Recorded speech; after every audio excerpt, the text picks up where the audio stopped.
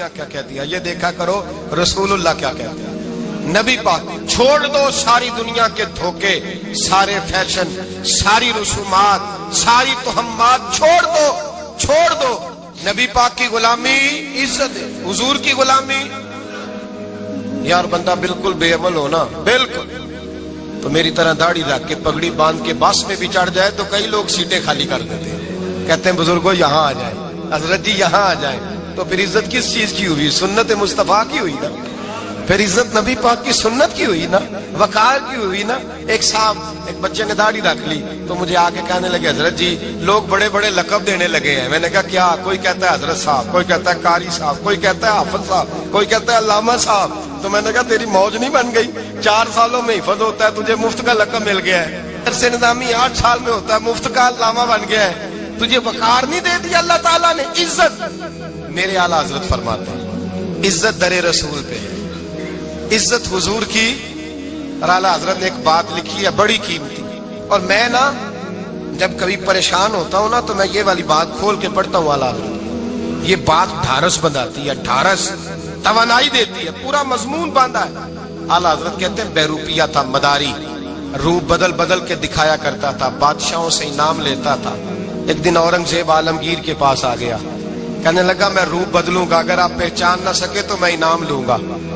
آپ نے فرمایا میں کوئی ایسے ویسا بادشاہ نہیں، کہا مجھے دھوکہ دینا مشکل ہے، کہا نہیں میں روپ بدلوں گا۔ حضرت اورنگزیب عالمگیر بڑے نیک بادشاہ گزرے، بڑے پرہیزگار آدمی، وہ بے روپیہ کہنے لگا میں روپ بدلوں گا، آپ نہیں پہچان سکیں گے۔ فرمایا چل جتنا تیرے اندر زور ہے لگا لے۔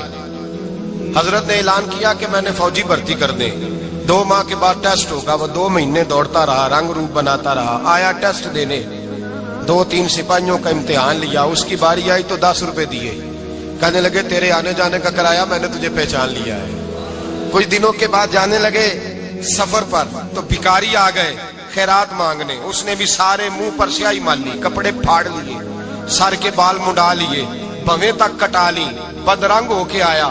کاسا آگے کیا تو حضرت نے 10 روپے ڈالے، کہنے لگے تیرے آنے جانے کا کرایہ میں نے پہچان لیا ہے۔ کچھ دن گزرے تو ٹیچر کی ضرورت تھی، اس نے مونچھیں بڑی کر لی، داڑھی نکلی لگا لی، سر پہ جنا کیپ پہن لی، ایک شیروانی لے لی اور ہاتھ میں چھڑی پکڑ کے آیا، کہنے لگا میں استاد ہوں، 2-4 بندوں کا امتحان لیا، اس کی باری آئی تو 5 روپے دیے، 10 روپے دیے، کہا تیرا کرایہ میں نے پہچان لیا ہے۔ 2 سال گزر گئے، وہ جب بھی آتا حضرت پہچان لیتے۔ ایک دن سفر پہ جا رہے تھے، بہت بڑا لشکر تھا، جہاد کرنے جا رہے تھے اورنگزیب عالمگیر، تو دیکھا ایک پہاڑی ہے، پہاڑی پہ لوگ جا بھی رہے ہیں آ بھی رہے۔ اورنگزیب عالمگیر پوچھنے لگے یہاں کیا ہے؟ کہنے لگے ایک بابا جی بیٹھے ہیں دعا کرتے ہیں، اللہ کے نیک بندے ہیں۔ اورنگزیب کہنے لگے یار پرانے لوگ سارے ہی اللہ والوں کو مانتے، یہ بھی مصیبت آئی ہے جتنی نہیں آئی ہے، سارے لوگ ہی مانتے۔ کہنے لگے ذرا میں دعا نہ کرا لوں، اچھے کام جا رہا ہوں۔ اورنگزیب بادشاہ تھے، بادشاہ لوگ نازک مزاج ہوتے ہیں، گھوڑے سے اترے، بڑی مشکل سے پہاڑی پہ چڑھے، اوپر گئے تو لائن لگی ہے، بابا جی غار میں بیٹھے، کہنے لگے میں نے ملنا، میں اورنگزیب ہوں۔ انہوں نے کہا ہمارا بابا اس طرح کا پیر نہیں کہ امیر آئے تو رنگ اور ہو، غریب آئے تو اور ہو، یہاں اگر ملنا ہے تو لائن میں لگ جاؤ، سب ایک جیسے۔ اب لائن میں کھڑے ہو گئے، 50 آدمی آگے تھے، کہتے ہیں 51واں نمبر تھا، تھک گیا دھوپ میں کھڑا کھڑا۔ جب میں پہنچا غار کے دہانے تو میں نے بابا جی کے چہرے پہ نظر ڈالی تو بڑا نورانی چہرہ، بڑی خوبصورت لب و لہجہ۔ میں نے کہا میرے جیسا آدمی بھی پگڑی باندھ لے جو اچھا لگنے لگ جاتا ہے، بڑا خوبصورت انداز۔ کہتے ہیں میں ان کے پاس اتحیات کی حالت میں بیٹھ گیا، میں نے کہا حضور میں جا رہا ہوں جہاد کرنے، دعا کرنا۔ بزرگوں نے ہاتھ اٹھائے، اللہ اس کی مدد فرما، دین کو غلبہ عطا فرما، اسے دین کا سچا پکا سپاہی بنا۔ پھر تھپکی دی، 2-4 نصیحتیں بھی کر ڈالی، دیکھنا ظلم نہ کرنا، زیادتی نہ کرنا، جب تو جیت فخر نہ کرنا، غرور نہ کرنا، نصیحتیں بھی کر دی۔ کہتے ہیں اب جب میں اٹھا تو 2-4 دینار بطور نذرانہ مسلح کے نیچے رکھے، اور الٹے قدم جب میں غار سے اترا انہوں نے رومال جھاڑا اور اٹھ کے کھڑے ہو کے کہنے لگے آج نہیں تو نے پہچانا، آج نہیں تو نے پہچانا، میرا انعام بنتا ہے، آج نہیں پہچانا، لا پیسے۔ اورنگزیب کہنے لگا یار تو نے حد کر دی، کہاں چڑھا کہاں کھڑا رہا، دھوپ میں تھک گیا، کمال کر دی بھائی تو نے، بتا تو کیا لے گا، اب تو دیکھ جلدی بتا، کتنے لوگ پیچھے دھوپ میں کھڑے ہیں، لشکر سارا کھڑا ہے، کیا لے گا؟ اس نے کہا سب سے قیمتی ہیرے وہ ہیں جو تیرے سر کے تاج میں لگے ہوئے ہیں، مجھے تیرا تاج چاہیے۔ او بھائیو سننا اور یاد رکھنا، میرے اعلیٰ حضرت کہتے ہیں بادشاہ نے سر کے اوپر سے تاج اتارا، بہروپیے کے قدموں میں رکھا اور کہنے لگے یہ لے، اور یہ تو تیرا مانگنے پر میں نے دیا ہے نا، میں واپس آتا ہوں تو آنا میں اپنی مرضی سے بھی تجھے دوں گا۔ تو نے اورنگزیب جیسے بندے کو دھوکہ دیا، آنا میں اس وقت بھی دوں گا۔ وہ دے کر بس بات ختم ہو گئی، حد ہو گئی۔ دے کر کہتے ہیں جب میں پلٹا نا واپس، بہروپیے نے آواز دی بادشاہ ٹھہر جا۔ تو میں نے پلٹ کے دیکھا تو کہنے لگے یہ اپنا تاج لے جا، اٹھا اور لے جا۔ میں نے کہا 2 سال بیت گئے تجھے محنت کرتے، آج قابو آیا تو لے جاؤ۔ کہنے لگا لے جا، مسئلہ سمجھ میں آ گیا۔ میں نے کہا مجھے بھی تو سمجھانا۔ کہتے ہیں وہ پھوٹ پھوٹ کے رویا، اس کی آنکھیں برس پڑی، سیلاب کی طرح آنسو بہ نکلے، تڑپا اور رو کے کہنے لگا بادشاہ میں نے جھوٹ موٹ رسول اللہ کی غلامی اختیار کی تھی، جھوٹ موٹ کی داڑھی، جھوٹ موٹ کی پگڑی، جھوٹ موٹ کا فقر، میں نے جھوٹ موٹ نبی پاک کا لباس پہنا ہے، تو تیرے جیسے بادشاہوں کے تاج میرے قدموں میں آ گئے ہیں۔ اگر میں سچ مچ رسول اللہ کا غلام بنوں گا تو اللہ کیا کچھ عطا فرمائے، اللہ کتنی نعمتوں سے نوازے۔ میرے اعلیٰ کیا فرماتے ہیں؟ اعلیٰ حضرت فرماتے ہیں فرشتے بھی کرتے ہیں تعظیم میری۔ کون جی؟ اللہ ایسا عقیدہ بھی کم ملے گا جو بریلی کے امام کا عقیدہ ہے، ایسا بھی کم۔ کہتے ہیں فرشتے بھی کرتے ہیں تعظیم میری۔ کیوں؟ فرمانے لگے فدا ہو کے ان پر یہ عزت ملی ہے، فدا ہو کے ان پر یہ۔ حضرت سلمان فارسی گورنر تھے، کھانا کھا رہے تھے، دسترخوان بچھا تھا، رسول پاک صلی اللہ علیہ وسلم کا فرمان ہے روٹی کا لقمہ دسترخوان پہ گرے اٹھا کے کھا لو، اللہ تمہاری بخشش فرما دے گا۔ دسترخوان صاف ہوتا ہے، روٹی، بڑے گورنر تھے آپ، بڑے بڑے سفیر بیٹھے تھے، وزیر بیٹھے تھے، روٹی کا لقمہ گر گیا۔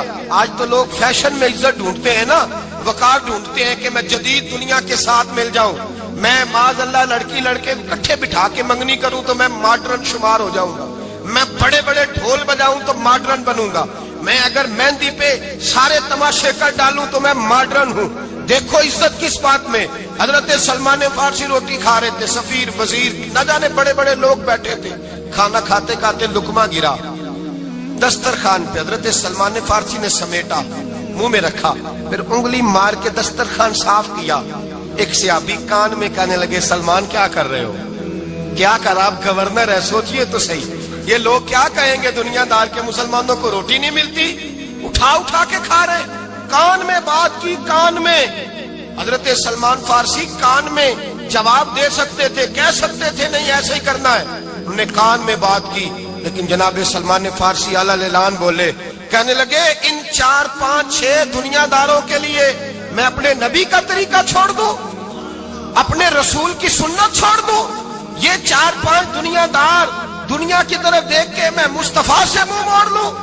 پھر جوش جذبات میں سر سے پگڑی اتار دی، رونے لگے۔ آپ فرمانے لگے میں مدینے کے بازاروں میں کھجوریں اتارتا تھا، نوکریاں کرتا تھا، یہ جو میرے سر پر عزت کے بال ہیں یہ محمد عربی کے اگائے ہوئے ہیں، رسول اللہ کے اگائے ہوئے ہیں۔ اور بھائیو حد ہو گئی۔ حضرت بلال رضی اللہ تعالیٰ، حضرت بلال آئے جناب عمر سے ملنے، کیسے کسرا بھی آئے تو عمر خاطر میں نہ لائے، پر بلال حبشی دروازے پہ داخل ہوئے تو فاروق اعظم نے کرسی چھوڑ دی، ہاتھ باندھ کے کونے میں کھڑے ہو گئے۔ کالا رنگ ہے، نام بھی لکھنا نہیں جانتے، زمانے میں تعارف کوئی نہیں۔ حضرت عمر نے ہاتھ باندھا ہے، لوگ کہنے لگے عمر تو کیسے ہو، کسرا سے نہیں ڈرتا، یہ کون آ رہا ہے جس کے لیے تیرا اتنا استقبال ہے؟ حضرت عمر کہنے لگے چپ کر جاؤ، اس کی بات نہ کرنا، اسے آنے دو، اسے آنے دو، اس کی بات نہ چھیڑنا۔ حضرت سیدنا بلال آئے، کہنے لگے امیر المومنین کیا کر رہے ہو؟ فرمایا نہیں چپ کر یار، بازو پکڑا، اپنی کرسی پہ بٹھایا۔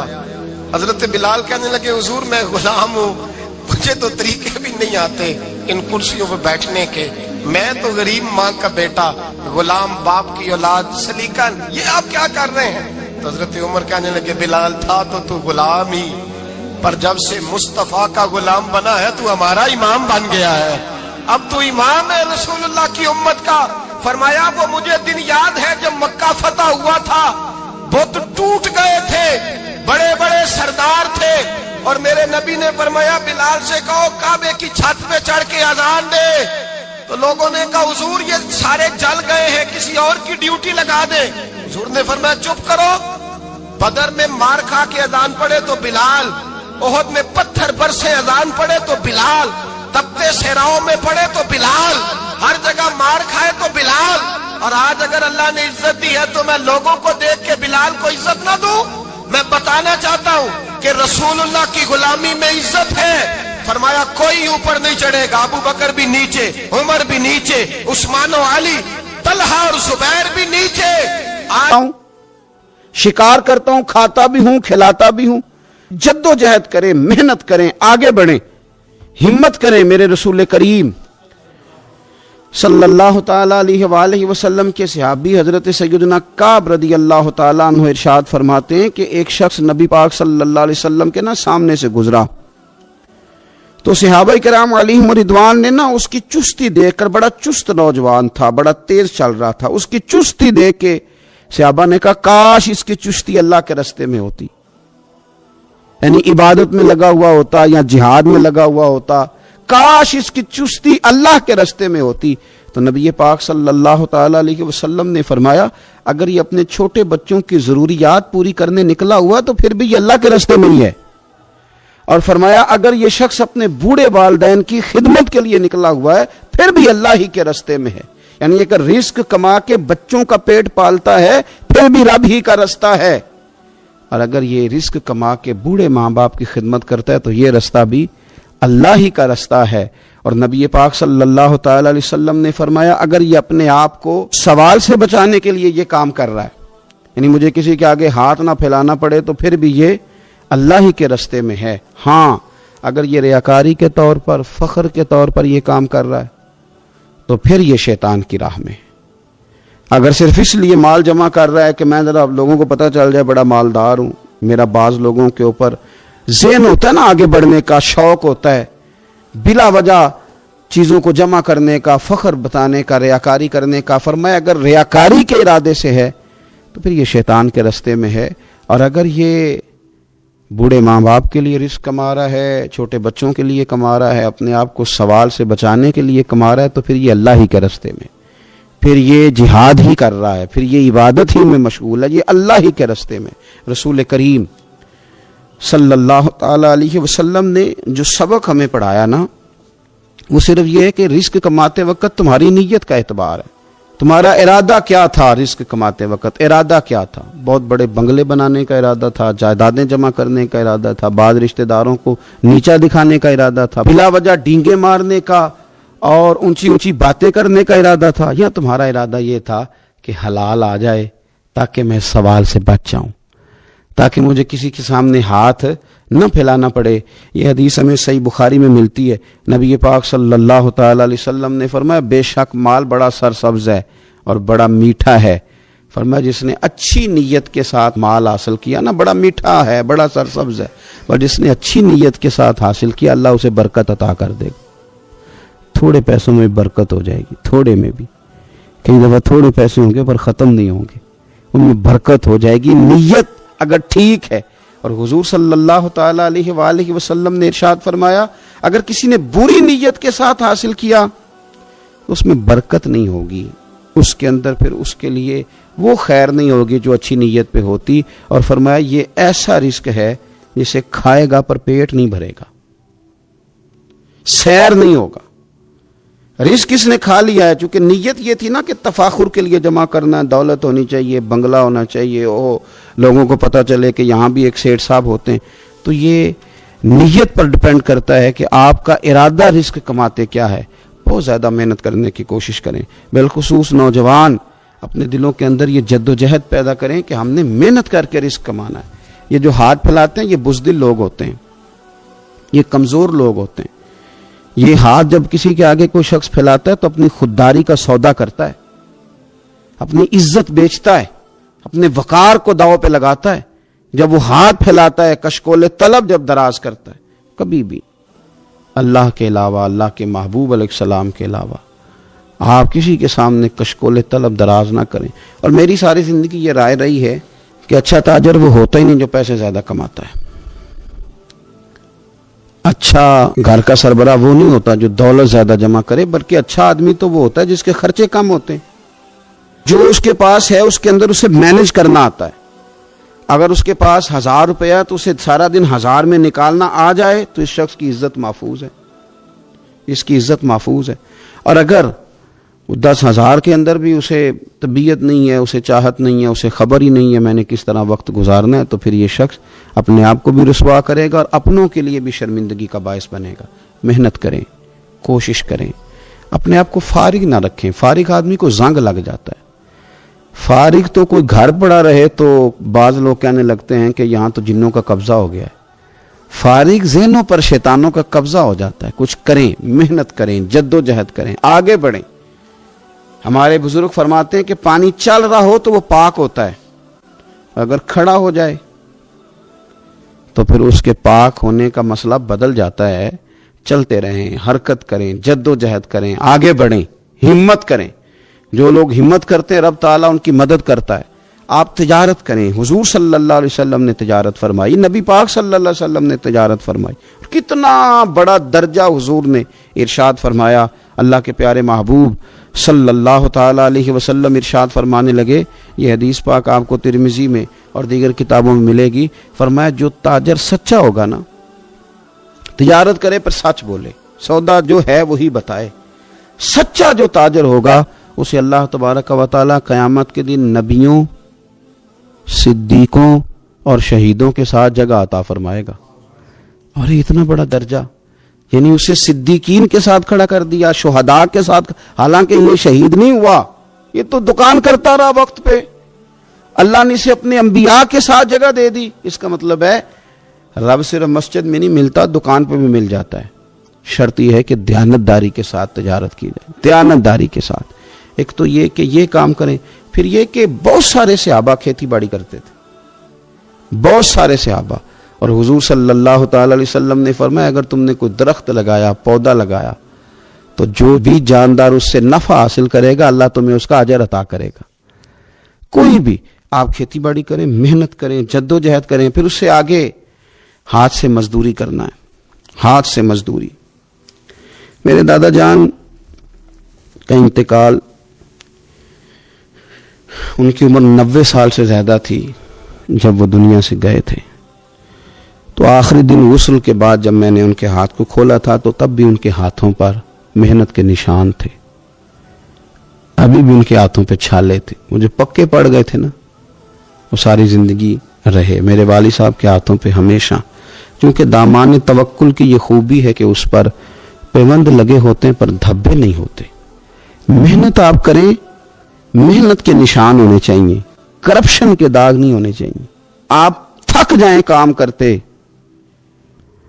लेकिन मेरे भाई इस तरह ना हो कि लोग, मैंने कई दफा कहा है कि रोब कपड़ों का नहीं होता, रोब तो किरदार का होता है।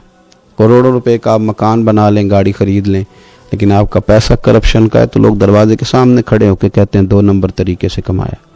लेकिन छोटा सा कोई मुलाजिम हो किसी दफ्तर में, हो दयानतदार, तो लोग दरवाजे के सामने बड़ा अफसर भी खड़ा होकर कहता है यार ये बंदा ना रिश्वत लेता है, ना नाजायज सिफारिश सुनता है, इससे जरा एहतियात से बात करनी है। तो बतलाइए रोब कपड़ों का है कि किरदार का है, दौलत का है कि किरदार का है? किरदार की अजमत होती है। इसलिए मेरे नबी पाक सल्लल्लाहु ताला अलैहि वसल्लम ने फरमाया किसी बंदे ने भी, ये बुखारी है, हुजूर फरमाते हैं किसी ने भी अपने हाथ से ज्यादा बेहतर खाना कोई नहीं खाया, अपने हाथ की कमाई से ज्यादा बेहतर किसी बंदे ने खाना नहीं खाया। और फरमाया अल्लाह के नबी हजरत दाऊद अलैहिस्सलाम अपने हाथों से कमाई करके खाया करते थे, अपने हाथों से मेहनत करके खाते थे। सबसे बेहतरीन खाना आप वो खाते हैं जो आप अपने हाथों से मेहनत करते हैं, मुशक्कत करते हैं। आप कोशिश करके जो खाना आप मेहनत करके कमाते हैं, ये मजदूर बड़े शानदार लोग होते हैं, ये किसान बड़े शानदार लोग होते हैं। मैंने देखा है रात की तन्हाइयों में उठ उठ के खेतों को पानी लगाते हैं। मैंने इनको जानवरों से प्यार करते देखा है, इनको मोहब्बत करते देखा है। मैंने देखा है कि ये बहुत सारे दुनियावी तकल्लुफात से निकल जाते हैं, इनको ज्यादा फिक्र नहीं रहती कि मेरे कपड़ों पे धब्बे हैं कि यहाँ किस तरह का माहौल है। मैंने देखा है कि इनकी ईदें तक अपने जानवरों के साथ गुजरती हैं, उनके साथ वक्त गुजारते हैं, प्यार करते हैं। آپ جب محنت کا ارادہ کرتے ہیں تو اللہ بڑا نوازتا ہے. اپنی زندگی محنت والی جد و جہد والی بنائیں. اور یاد رکھیں ہماری سوسائٹی کے اندر اتنے زیادہ غم نہیں ہیں. سب سے زیادہ پریشانی یہ ہے کہ جوان سست ہو گئے. علامہ اقبال نے کہا تھا لہو مجھ کو رلاتی ہے جوانوں کی تن آسانی. جوان اصل میں کمزور ہو گئے اس لیے خرابی زیادہ بڑھ گئی. اگر جوان تازہ دم ہوں سستی کو چھوڑیں, آگے بڑھنے کا جذبہ پیدا کریں. اٹھ باندھ کمر کیوں ڈرتا ہے پھر دیکھ خدا کیا کرتا ہے. کوشش کریں, ہمت کریں, محنت کے ساتھ رزق کمائیں, اپنوں کا سہارا بنیں, اپنوں سے پیار کریں. اتنے زیادہ غریب لوگ نہیں ہیں ہمارے ہاں. صرف یہ ہے کہ جو محنت کر سکتے ہیں انہوں نے محنت چھوڑ دی ہے. سورہ ابراہیم کی پہلی آیہ مبارکہ میں فرمایا کہ الف لام را کتاب انزلناہ الیک لتخرج الناس من الظلمات الی النور. فرمایا اے محبوب علیہ السلام یہ کتاب ہم نے آپ پر نازل کی ہے تاکہ آپ لوگوں کو اندھیروں سے نور کی طرف لے جائیں, تاکہ آپ لوگوں کو اندھیروں سے نکال کے نور عطا فرما دیں. بِإِذْنِ رَبِّهِمْ إِلَى صِرَاط, اور اپنے رب کے حکم سے اپنے رب کے رستے کی طرف لوگوں کو لے جائیں. العزیز الحمید, وہ رب جو بڑا غالب بھی ہے اور جو حمد کیا گیا ہے, جس کی حمد کی جاتی ہے, اس کے رستے کی طرف آپ لوگوں کو لے جائیں. من الظلمات الی النور, لوگوں کو اندھیروں سے نکالیں اور ظلمات سے نکال کے انہیں نور دیں. ہمارے مفسرین کرام نے یہاں لکھا ہے کہ یہ دیکھ لیں کہ قرآن مجید نے ظلمات اندھیرے جب بیان کیے تو جمع کا صیغہ استعمال کیا, اور جب الی النور کہا تو واحد کا صیغہ استعمال کیا. ظلمات زیادہ ہیں اور نور ایک ہے, اندھیرے زیادہ ہیں اور روشنی ایک ہے. معنی کیا ہے کہ کائنات میں جتنے بھی اندھیرے ہیں ان سب سے دور کرنے والی روشنی ایک ہی ہے جو مدینے والے رسول کے پاس موجود ہے, جو نبی پاک صلی اللہ علیہ وسلم کی بارگاہ میں موجود ہے, جو حضور کے پاس موجود ہے. یہ روشنی ایک ہی ہے. اندھیرے بے شمار ہیں, کثرت سے اندھیرے ہیں. ایک اندھیرا کفر کا ہے, ایک اندھیرا نفاق کا ہے, ایک اندھیرا جہالت کا ہے, ایک اندھیرا غربت کا ہے, ایک اندھیرا تنہائی کا ہے, ایک اندھیرا مایوسی کا ہے. یہ سارے اندھیرے ہیں. نکلیں گے کیسے؟ جب ہم کسی اور سے روشنی نہیں لیں گے, روشنی لیں گے رسول پاک کی بارگاہ سے. اعلیٰ حضرت فاضل بریلوی رحمۃ اللہ تعالیٰ علیہ نے نا ایک بات یہاں بیان فرمائی ہے, وہ بڑی عجیب اور بڑی انوکھی ہے. اعلیٰ حضرت فرماتے ہیں کہیں اور سے تم روشنی لوگے نا تو یہ پہر دو پہر رہے گی. یہ جتنی چاندنی جتنی روشنی ہے یہ ڈھل جاتی ہے, ڈھل رہی ہوتی ہے. یہ چاند کی جو چاندنی ہے نا یہ ڈھلتی ہے, پورے عروج پہ جاتا ہے, پھر کم ہوتا ہے, پھر کم ہوتا ہے, پھر کم ہوتا ہے, پھر کم ہوتا ہے. فرماتے ہیں ایک روشنی ایسی ہے جو کبھی کم نہیں ہوتی, اور اس روشنی کا نام نور مصطفیٰ ہے صلی اللہ تعالی علیہ وسلم. فرمانے لگے ماہ مدینہ اپنی تجلی عطا کریں, اے ماہ مدینہ اپنی تجلی عطا کریں. یہ ڈھلتی چاندنی تو پہر دو پہر کی ہے, یہ جو ہمارے پاس چاند کی چاندنی ہے یہ تو ڈھل رہی ہے, پہر دو پہر رہے گی. اے ماہ مدینہ آپ اپنی تجلی عطا. یا رسول اللہ ایک اندھیرے سے نکلیں گے دوسرے میں گم ہو جائیں گے, دوسرے سے نکلیں گے تو پتہ نہیں کون سا رستہ ملے گا, آپ مہربانی کریں اے ماہ مدینہ ہمیں اپنی تجلی عطا کریں, آپ اپنا کرم فرمائیں. اندھیرے بہت سارے ہیں, نور ایک ہی ہے, نور ایک ہی ہے, اور اس نور کا نام محمد مصطفیٰ ہے صلی اللہ تعالی علیہ وسلم. نور ایک ہے. میرے عزیز آپ جتنا مرضی بھاگ لیں, جتنا مرضی دوڑ لیں, جتنی مرضی آپ ترقی کر لیں, پڑھ لیں, جو مرضی کر لیں, اندھیرے پیچھا نہیں چھوڑتے.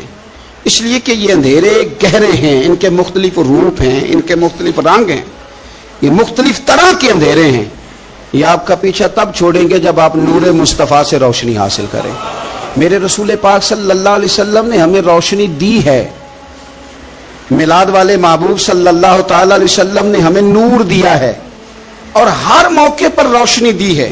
ہر موقع پر کسی ایک موضوع پر آپ رسول پاک صلی اللہ تعالی علیہ وسلم کی کسی ایک موقع پر آپ حضور کی تعلیمات حاصل کرنا چاہیں گے تو درجنوں حدیثیں ملیں گی. آپ کو سینکڑوں کے لحاظ سے اشارے اور تعلیمات ملیں گی، ہر چیز آپ کو میسر آئے گی اور آپ کو لطف آئے گا۔ میں کل ایک بزرگ کی بات سن رہا تھا، مجھے بڑا مزہ آیا۔ وہ حدیث پاک بیان کر رہے تھے کہ نبی پاک صلی اللہ علیہ وسلم نے فرمایا کہ میں اور یتیم کو پالنے والا قیامت کے دن اس طرح ہوں گے جس طرح یہ دو انگلیاں جڑی ہوئی ہیں۔ تو فرمانے لگے دیکھ لو میرے نبی پاک کے لفظ بھی محفوظ ہیں اور میرے نبی کے اشارے بھی کتابوں میں محفوظ ہیں۔ یعنی حضور نے دو انگلیوں کا اشارہ کیا تھا تو ہر محدث نے وہ نوٹ کیا ہے، حضور کے اشارے تک محفوظ ہیں کتابوں میں، یعنی باقاعدہ حضور نے، وہ الگ بات ہے نا، وہ معاملہ الگ ہے کہ سورج چڑھا ہوا ہے، روشنی پھیلی ہوئی ہے، لیکن ایک بندے نے اس طرح کیا ہے کہ پچھلے کمرے میں سویا ہے، اب چونکہ اس کا سونے کا ارادہ ہے، اسے اندھیرے سے پیار ہے، اس نے لائٹ بھی بند کر دیا ہے، دروازہ بھی بند کر دیا ہے، اور کھڑکی سے تھوڑی سی روشنی آ رہی تھی، اس کے آگے بھی پردہ کر دیا، لوگوں کو کہتا ہے روشنی کوئی نہیں، نور ہی کوئی نہیں، اندھیرا بڑا ہے، تو اسے کہیں گے بیوقوف، تو اپنی کھڑکی تو کھولنا پہلے، تو اپنا پردہ ہٹا، تو یہ دیکھ کہ تو نے خود دروازہ، وہ تو آفتاب چمک رہا ہے، وَدَاعِيًا إِلَى اللَّهِ بِإِذْنِهِ وَسِرَاجًا مُنِيرًا، حضور کی نبوت کا آفتاب چمک رہا ہے، کوئی سیکھنے ہی نہیں نکلتا، ٹائم ہی کوئی نہیں، مصروفیت ہی بڑی ہے۔ نکاح کا ٹائم آیا تو ساری چیزیں سیکھ لیں، آداب نکاح نہیں سیکھے، قرآن و سنت نکاح کے بارے میں کیا فرماتے ہیں یہ نہیں سیکھے، سارے لوگ لگے ہوئے ہیں ڈیوٹی کرنے، شادی آ گئی، شادی آ گئی، کپڑے بنا لو، لیکن جو میاں بیوی کے حقوق تھے وہ نہیں سیکھے کسی سے جا کے، تو شادی کے چوتھے دن ہی لڑائی شروع ہو گئی۔ اگر یہ آداب کا انداز کا پہلے سے پتا ہوتا تو گھر کپڑوں سے سکھی نہیں رہتا، ایک دوسرے کے ساتھ محبت ہو تو گھر سکھی رہتا ہے، تو جو اصل چیز تھی وہ سیکھی نہیں۔ یہی رویہ ہمارا سارے کاموں میں، محبوب نے جو ہمیں ہدایت عطا فرمائی تھی، جو روشنی دی تھی، ہم نے اس سے فائدہ نہیں لیا۔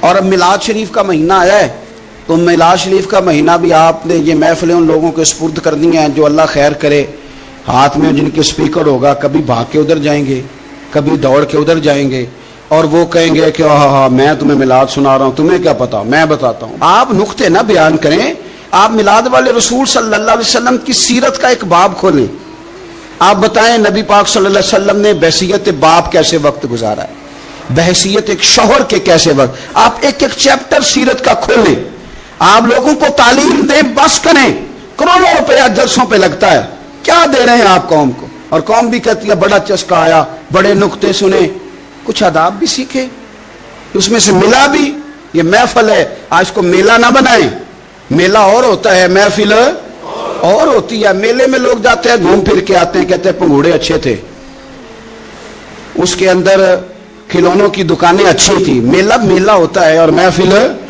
محفل ہوتی ہے، تو محفل کو محفل بنائیں، میلہ نہ بنائیں، مہربانی فرمائیں۔ میرے عزیز، آپ میری بات پر غور کریں گے اور اسے یاد رکھیں گے، ایک تو ہے کہ ایز اے اسپیشل میرے نبی پاک نے تعلیمات، اور ایک یہ کہ حضور ویسے کسی سے گفتگو کریں تو اللہ اسے ہدایت عطا فرما دے۔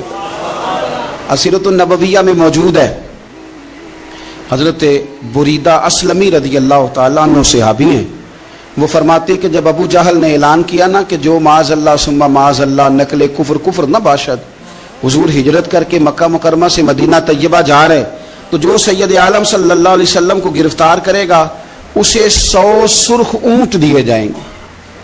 آج ہمارے زمانے میں سائبل نسل کی گائے بھینس بڑی مہنگی ہے، تو 100 گائیں وہاں سے لے آئیں تو کتنے کروڑ بنا۔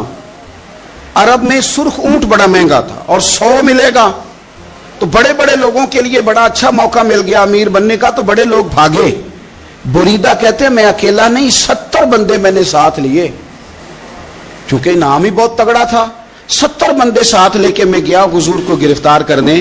تو مکہ مکرمہ سے کوئی 70-75 کلومیٹر کے فاصلے پر میں نے نبی پاک صلی اللہ علیہ وسلم اور جناب صدیق اکبر کو پا لیا۔ کہتے ہیں جب 70 سواروں کے ساتھ، ان کے ہاتھ میں نیزے ہیں، تلواریں ہیں، ان 70 سواروں کے ساتھ جب میں وہاں پہنچا اور جناب صدیق اکبر رضی اللہ تعالیٰ عنہ نے ہمیں آتے ہوئے دیکھا تو تھوڑا گھبرائے۔ کہتے ہیں صدیق اکبر گھبرا رہے تھے کہ 70-71 بندے آگے، پر حضور زیر لب تھوڑا تھوڑا مسکرا رہے تھے، حضور زیر لب تھوڑا تھوڑا مسکرا رہے تھے، اور نبی پاک صلی اللہ علیہ وسلم بڑے اطمینان کے ساتھ بیٹھے۔ بریدہ آ گئے اور جب آ کے کھڑے ہوئے نا تو حضور نے پوچھا تمہارا نام کیا ہے؟ ایک بندہ گرفتار کرنے آیا ہے، میں نے کہا کہ جب آپ کو بڑا ڈر چڑھا ہو تو روشنی مدینے والے رسول عطا کریں گے، چاروں جانب خوف ہو تو نور میرے نبی سے لے لو، انشاءاللہ دل ٹھنڈا ہو جائے گا۔ حضور نے نہ پوچھا تھا، بندہ پکڑنے آیا ہے، وہ آیا 70 بندے لے کے گرفتار کرنے، حضور پوچھتے ہیں تیرا نام کیا ہے؟ کہتے بریدہ، برد عربی میں ٹھنڈے کو کہتے ہیں۔ حضور جناب صدیق اکبر کی طرف دیکھ کے فرمانے لگے کوئی ڈرنے والی بات نہیں، یہ تو معاملہ ہی ٹھنڈا ہے سارا۔ حضور فرمانے لگے تیرا قبیلہ کون سا ہے؟ کہنے لگے حضور بنو اسلم۔ اسلم سلام، یہ سلامتی سے نکلے۔ اس نے کہا بنو اسلم میں سے ہوں، تو حضور فرمانے لگے ابو بکر یہ اور مسئلہ ٹھیک ہو گیا، یہ تو معاملہ کوئی فتنے والا نہیں، یہ تو سارا کام ہی سلامتی والا ہے۔ حضور نے تیسرا سوال کیا اور آخری سوال کیا، فرمانے لگے بنو اسلم قبیلے کی تو بڑی شاخیں ہیں، تو کس شاخ سے؟ کہا حضور بنو سہم میں سے۔ سہم کا معنی حصہ۔ تو حضور فرمانے لگے تو فکر نہ کر، تجھے تیرا حصہ ملے گا۔ تو حضرت بریدہ کہتے ہیں میں نے کہا پھر آپ کا نام کیا ہے؟ تو حضور فرمانے لگے میں وہ محمد ہوں جسے اللہ نے اپنا رسول بنا کے بھیجا ہے، میں وہ محمد ہوں صلی اللہ علیہ جسے اللہ نے اپنا رسول بنا کے بھیجا ہے۔ تو بریدہ آگے بڑھے اور اپنا ہاتھ آگے کر کے کہنے لگے آپ نے فرمایا تھا نا کہ حصہ ملے گا، تو پھر مجھے پڑھائے کلمہ، میں بھی مسلمان ہونا چاہتا۔ مل گیا حصہ۔ حضور روٹین کی بات چیت کریں تو اللہ ہدایت عطا کر دے، روٹین کی بات چیت کریں تو بھائی جو ایز اے اسپیشل حضور کا دین سیکھے، جو غور کر کے سیکھے، ہر پریشانی آپ کی، ہر، اور یار بندوں کی نہیں جانوروں کی بھی، صرف بندوں کی نہیں جانوروں کی بھی۔ ترغیب و ترہیب دیکھیے، اور اعلیٰ حضرت فاضل بریلوی رحمۃ اللہ علیہ کی الامن والاولا دیکھیے۔ نبی پاک صلی اللہ علیہ وسلم کے صحابی حضرت تمیم داری رضی اللہ تعالیٰ عنہ فرماتے ہیں میں حضور کے ساتھ تھا، ایک جگہ کھڑے تھے، ہم بہت سارے صحابہ تھے، ایک اونٹ دوڑا دوڑا آیا، اس نے نا پہلے حضور کی قدم چومے، پھر کان میں کچھ کہا اونٹ نے، تو حضور فرمانے لگے تو فکر نہ کر، اگر تو سچا ہے تو تیری مدد ہوگی، اور اگر تو جھوٹا ہے تو تجھے تیرے جھوٹ کی سزا ملے گی۔ یعنی میں کیسے اس بندے کو سمجھاؤں، میں کیسے اسے سمجھاؤں، کمیٹی ڈال کے رو کے درد سے ادھار لے کے کوئی مدینے گیا، اور ماڑا بندہ، اور اس کی تڑپ ہے کہ میں سونے کو اپنے دکھ سناؤں، تو وہ کھڑا ہوا تو ایک صاحب اسے کہنے لگے یہ معاذ اللہ سنتے نہیں، تو کس کو سنا رہا ہے؟ چپ کر، کنٹرول کر اپنی زبان کو، اگر دین نہیں آتا تو نبی پاک سے محبت کرنے والوں کے دل نہ توڑ۔ جو رسول اونٹوں کی بولیاں بڑے خوب طریقے سے جانتے ہیں، وہ اپنے غلاموں کی باتوں کو نہیں سنتے۔ یہ تو نے کیسی بات کر دی؟ اعلیٰ حضرت کہتے ہیں لب واہ ہے، آنکھیں بند ہیں، پھر بھی پھیلی ہیں جھولیاں۔ کہتے ہیں لب کھلے ہیں، آنکھیں بند ہیں، اور میری جھولی پھیلی ہے، میری جھولی، پتہ نہیں آپ کو بھی اتنا ہی مزہ آ رہا ہے جتنا مجھے آ رہا ہے کہ یہاں آپ سوچتے ہیں۔ کہتے ہیں لب واہ ہیں، آنکھیں بند ہیں، پھیلی ہیں جھولیاں۔ یہ بریلی کے امام شعر نہیں لکھتے، ساتھ ساتھ مزہ بھی لیتے۔ آپ ذرا اندازہ کیجیے بات کرنے کا۔ کہنے لگے میں کھڑا ہوں حضور کی جالی کے سامنے، اور کیفیت میری یہ ہے کہ لب واہ ہے، آنکھیں بند ہیں، پھیلی ہیں جھولیاں۔ حضور کچھ آیا بھی ہے، اعلیٰ حضرت کچھ ملا بھی ہے۔ اب دیکھیں کسی کے سوال سے پہلے جواب دیتے، کہتے ہیں لب واہ ہیں، آنکھیں بند ہیں، پھیلی ہیں جھولیاں، اور کتنے مزے کی بھیک تیرے پاک در کی ہے، کتنے، اور خالی بھیک نہیں ملی، مزہ بھی بڑا ہی آیا ہے۔ یعنی وہاں سے لینے کا، بھیک لینے کا مزہ بھی، خود بھیک دیں خود ہی کہیں منگتے کا بھلا ہو۔ یہ تو شعر ہے نا، تھوڑا سا بندہ پڑھا لکھا ہو تو سمجھ میں آتے ہیں، تو دیسی بندے بھی بڑی باتیں، میں نے آپ کو پہلے بھی بتایا تھا، اور وہ بات مجھے بڑا مزہ دیتی ہے۔ میں پہلی دفعہ حاضر ہوا تو ایک بابا جی کو نا، وہ جن کی وہاں ڈیوٹی ہوتی ہے نا پولیس والے، وہ دھکے دے رہے ہیں، یلا حاجی نکل، اس کو دھکے دے رہے ہیں۔ تو بابا میرے آگے آگے، بابا اسے کیا کہتا، کہتا تیری خیر ہوئے پہرے دارا، روزے دی جالی چوم لین دے۔ ایک دفعہ نہیں، 2-4 دفعہ بابا جی نے کہا۔ تو کئی دفعہ ہم کسی کو مسئلہ تو بتاتے ہیں، لیکن وہ بندہ تو ذوق میں ہوتا ہے نا، اور وہ جو مسئلہ بتاتا ہے وہ نرالا ہوتا ہے۔ وہ باہر نکل کے نا، تو میں نے بابا جی سے کہا، میں کہا تسی 10 ساری شعر پڑھے ہیں پنجابی دا، ان کو تو تہاڈی سمجھ لگدی سی، وہ تے عربی ہے۔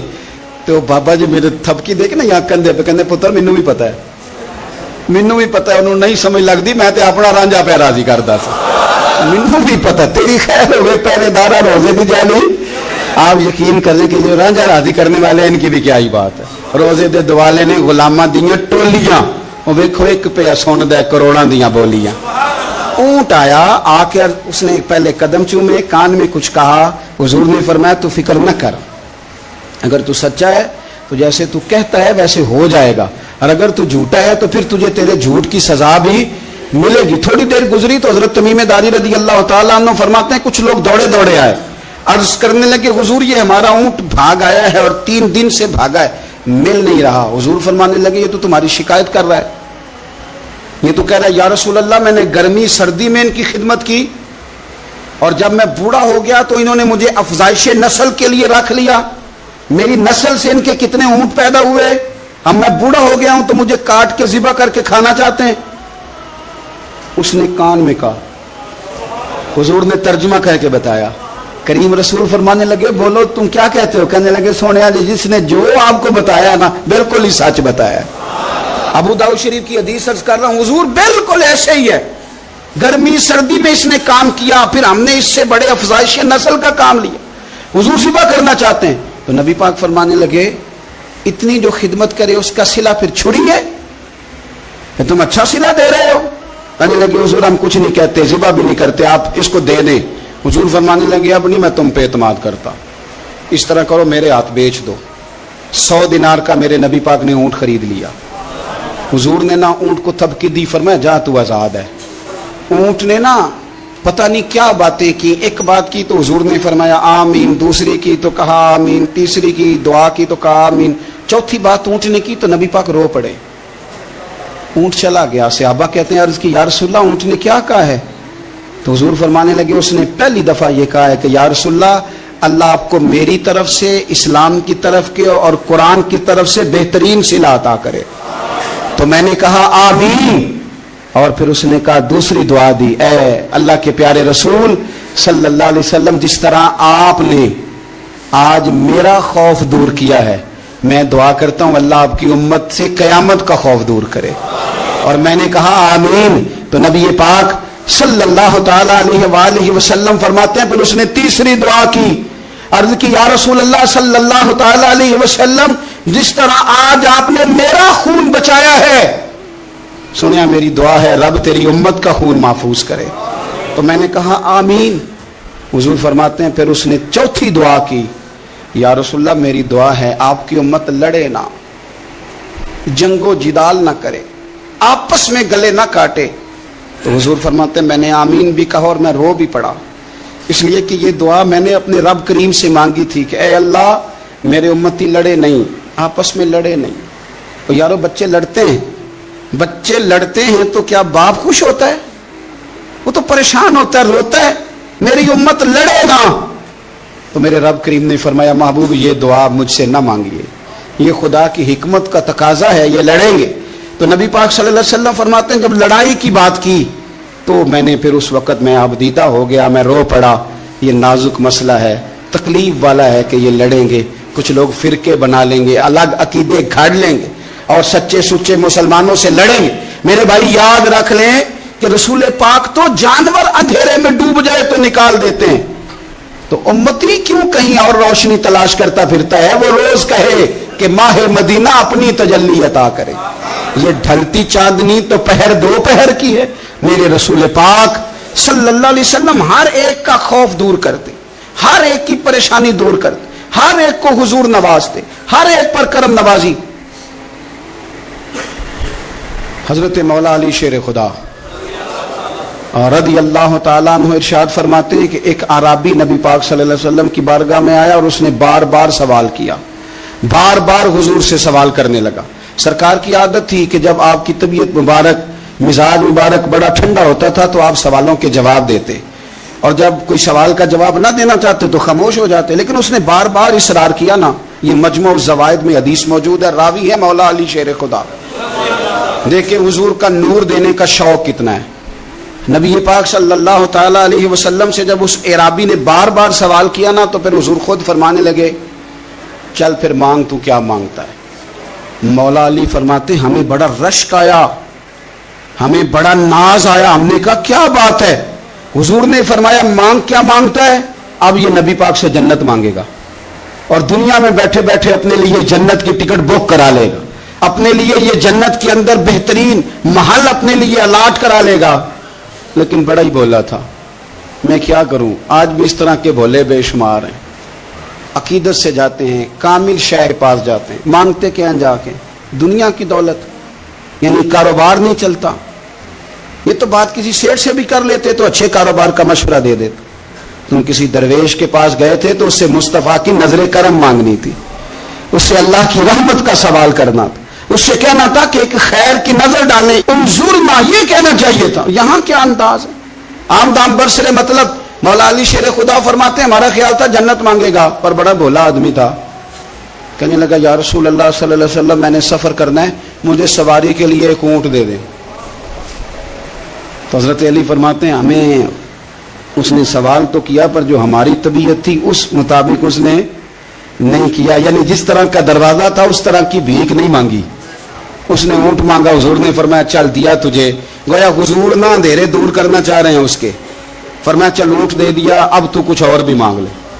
حضرت علی کہنے لگے لو بڑے نصیب والا, ایک چانس اور ملا ہے.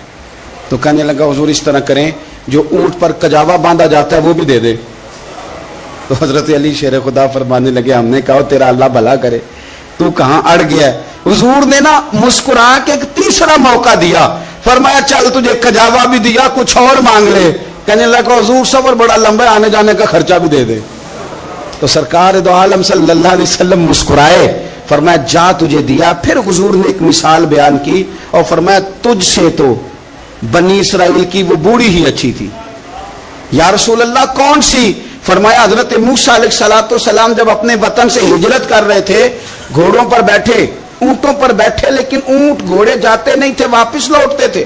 تو حضرت موسیٰ علیہ السلام نے عرض کی اللہ یہ جاتے کیوں نہیں؟ تو رب کریم نے فرمایا اس لیے نہیں جاتے کہ جہاں سے آپ ہجرت کر رہے ہیں نا, وہاں ایک جگہ پہ حضرت یوسف علیہ السلام کا تابوت دفن ہے.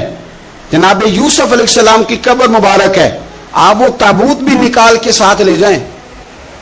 یہ اگر رب نے بتا دیا تو اللہ یہ بھی تو بتا سکتا ہے نا کہ قبر کہاں ہے. یہ بتا دیا تابوت کہاں, یہ نہیں بتایا. تابوت لے جائیں یہ نہیں بتایا کہاں ہے.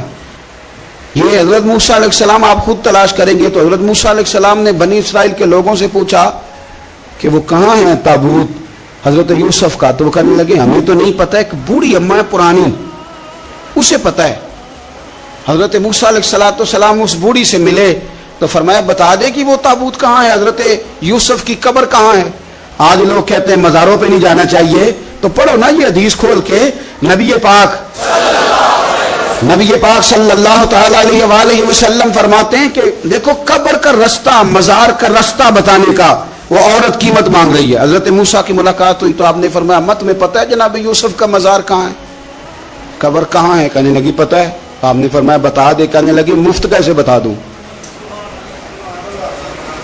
ابھی تو لوگوں کو مزاروں میں جانے کی دلیل نہیں مل رہی, اور یہاں وہ بوڑھی کہتی ہے اور بیان کر رہے ہیں میرے نبی پاک صلی اللہ علیہ وسلم. اور بوڑھی کہنے لگی مفت نہیں بتاؤں گی. تو حضرت موسیٰ فرمانے لگے قیمت لے لے. کہنے لگی بالکل آپ قیمت دیں گے تو بتاؤں گی. فرمایا قیمت کیا ہے؟ کہنے لگی قیمت یہ ہے کہ جنت میں مجھے بھی اس محلے میں مکان چاہیے جس میں حضرت موسیٰ علیہ السلام کا مکان ہو. اس محلے میں مجھے بھی مکان چاہیے, اسی درجے میں آپ کے ساتھ.